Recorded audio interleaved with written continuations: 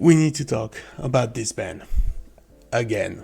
Hello everyone and welcome to Anything Geek. My name is Zero and they have recently banned Curly the Dan, Nami, Edward Newgate and restricted Marco. And they've also undone that ban already.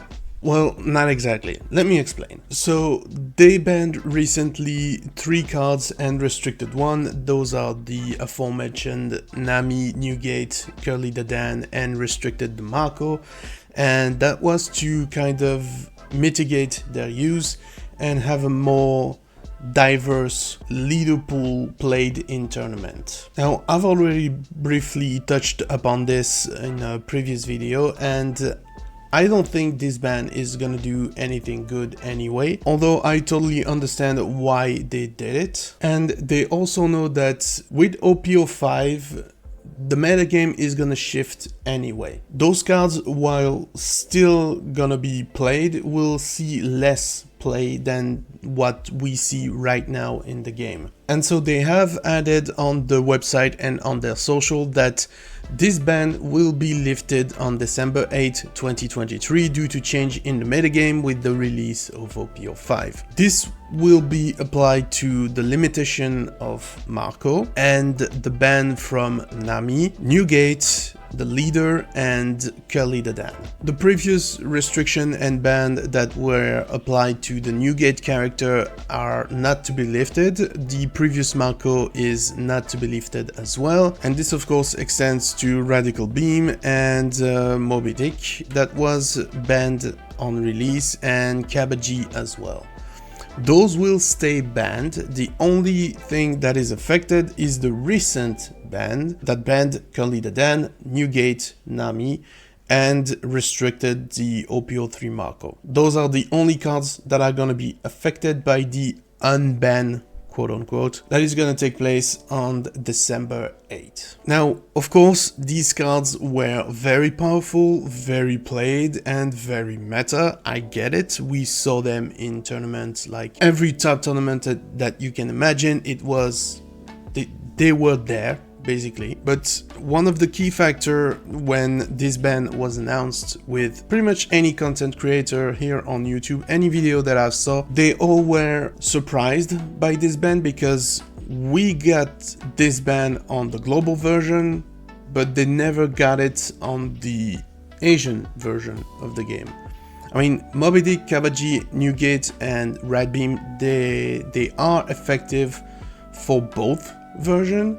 But this specific ban, the Marco, Newgate, Nami, the Dan ban, it was only for the global version of the game. And bear in mind, like, OPO5 came out a few months ago for the Asian version of the game, so before that, it's not like they didn't have the time to really see what was gonna be played and what was gonna be meta. And I think that is the key difference between the Asian version of the game and our version of the game, which is actually not a difference in the game itself, but in the player base. Here in the West, I think that our mentality when it comes to the game is more of a win at all cost, and so people tend to play the deck that they know is going to be efficient. So that means Whitebeard, Law, Zorro, stuff like that. Deck that are tried and true, and they know that deck is going to perform. Whereas on the Asian side of the game, they playtest things. They try original deck and they try to run them at tournament because they know that that deck, since it has a very low pool of data to pull from, can surprise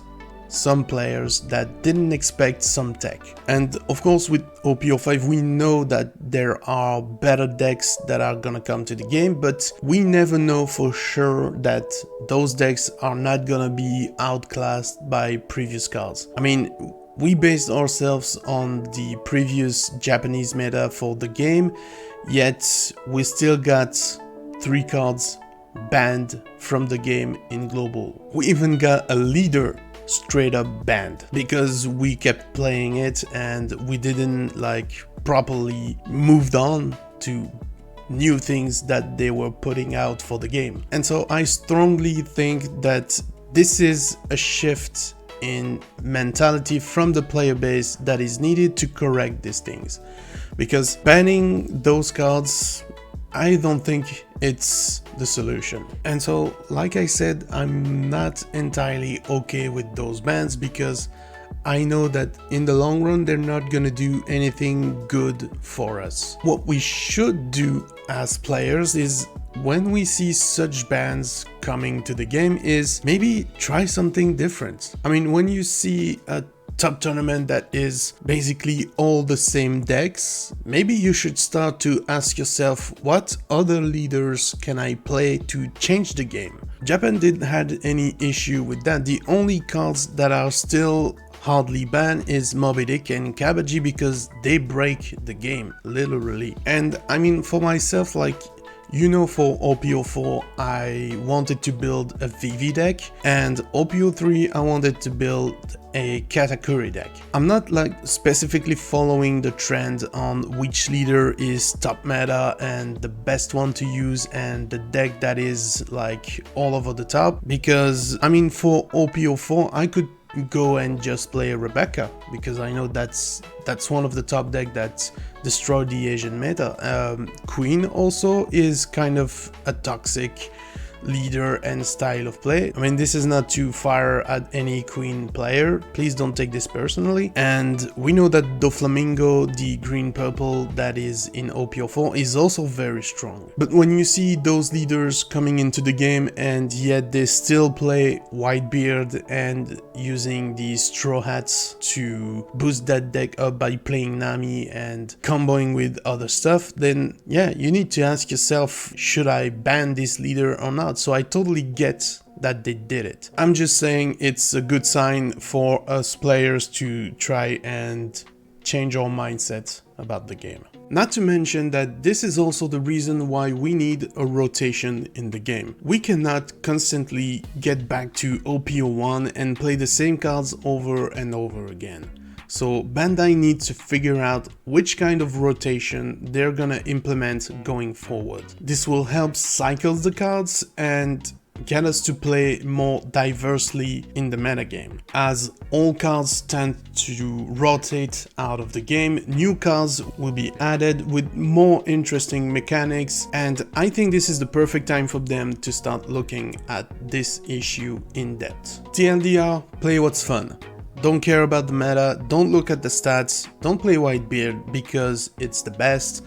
Just play whatever you have fun with. And trust me, you'll be fine, even in tournament. Little bit of personal news also, the channel just hit 500 subscribers.